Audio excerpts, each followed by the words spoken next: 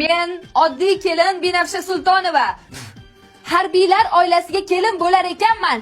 Erimni buyruqlarini so'zsiz bajarishga, uydagi gaplarni ko'chaga tashimaslikka, erimni Instagramdagi soxta erlar bilan solishtirmaslikka, eng asosiysi onamni uyiga borib o'zgarib kelmaslikka qasamyod qilaman. Xuddi shunday. Qabul. Spalniga nayatga qadam bus. Tayyormisan? Vaqt ketdi.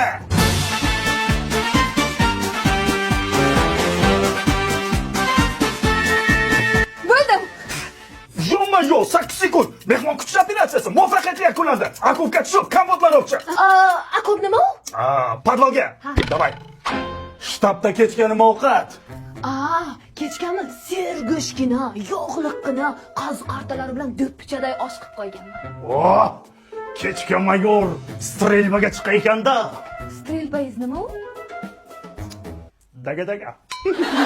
Xodiyaska Sultonova. Men Ota-onangiz ketdi, KPPga keling. Harbiy qism hududiga begonalar kirish qat'iyan taqiqlanadi. Tashqariga chiqib gaplashib oling. 5 minut vaqt. qiynalmayapsanmi? Qiynalib ketdim. Har kun kuyovingizdan Binafshadan har kecha nariyada. Oila sirini birovlarga aytish bu xiyonat. Agar shuni qilsang 3 kun tualetga nariyatga turasan.